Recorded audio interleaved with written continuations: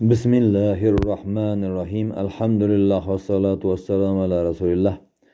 Assalomu alaykum birodarlar. Aqlli, ma'noli suhbat qilayotgandik, davom ettiraylik do'stlarim. Biz so'zlarda gapirganu yozganlar insonlardan Alloh taolo rozi bo'lsin.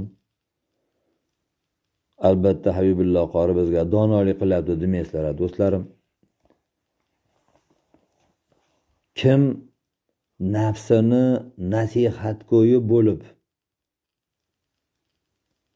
kim nafsini nasihatgo'yi bo'lib, uni yomonliklardan qo'riqlasa, harakat qilsa qo'ldan kelganicha,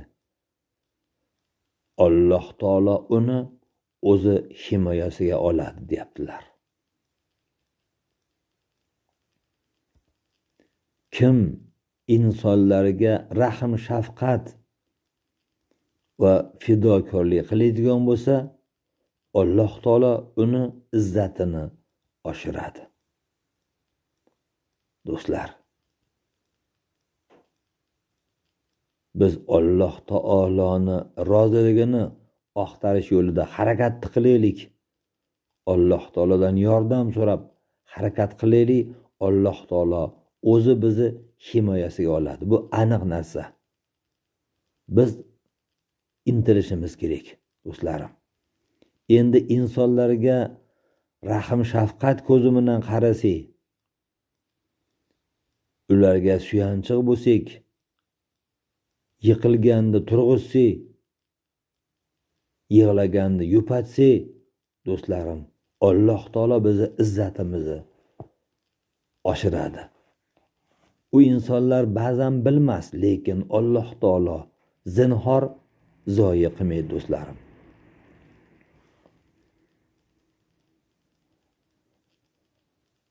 Alloh taologa ibodat qilishda nafsini tiyish,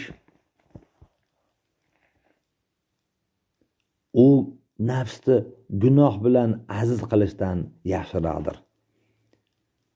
Nafs qachon sizdan xursand bo'ladi? Gunoh ishlarni qilganingizda.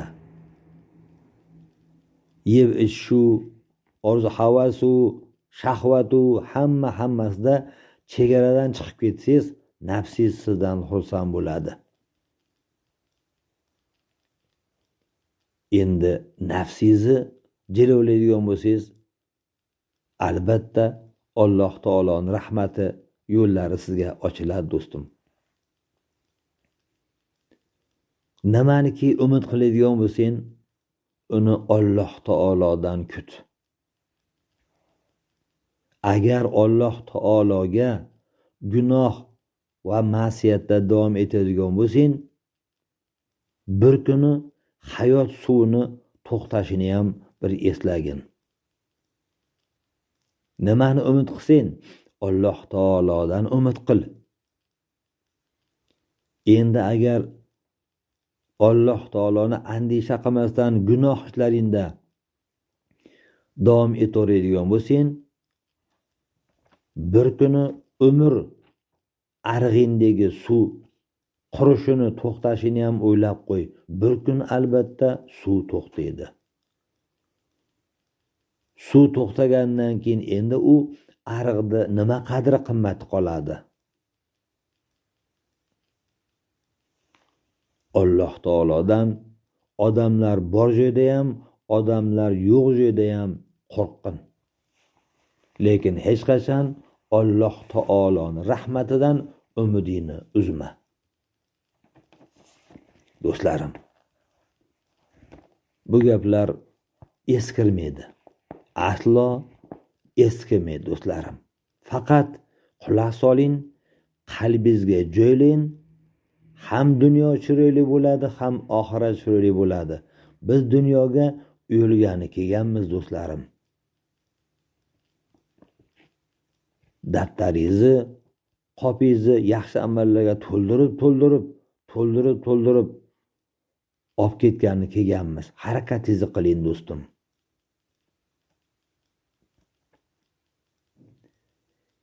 Insonni 3 qismga bo'linadi deyapti. O'zini uchdan bir qismi Alloh uchun, uchdan bir qismi nafsi uchun, uchdan bir qismi qabrdagi qurt qumursqalar uchun. Ruh Alloh taolo uchun ekan, do'stlarim. Chunki ruhni bizga Alloh taolo o'zi omonat qilib bergan. Uchdan biri bizni dunyoda qilayotgan amallarimiz ekan. Bizga hamroh bo'ladi. Endi qolgan uchdan biri endi qabrda bizni kutayotgan qurt qumursqalar rizqi ekan. Bu pardoz andoz qilib juda parvarish qilayotgan badaningiz do'stim, oxir oqibatda qurtlarga, qumursqalarga yem bo'ladi. Uni kishitib haydayolmaysiz ham. Chunki hamma yo'q qo'ldan ketgan bo'ladi, do'stlarim. Qabrga ko'milib, qurtlarga, qumursqalarga yem bo'lishini o'ylamaydigan odamga endi sodda qilib aytganda rahmimiz keladi. Inson doim bir-biriga muhtoj, do'stlarim. Hech kim kindigini o'zi kesalmaydi. Agar bir kishi bilan do'st bo'lmoqchi bo'lsang, bir bahona bilan uni jahlini chiqargin.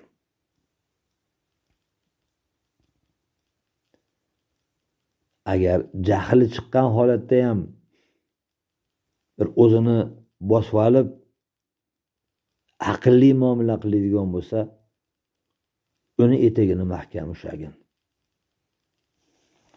Chunki ba'zi do'stlar ozgina o'rtadagi ziddiyat bilan bir-biridan uzilib ketishadi.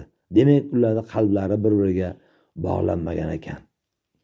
Endi yomon do'st sana ham dunyoyini rasvo qiladi, ham oxiratini rasvo qiladi.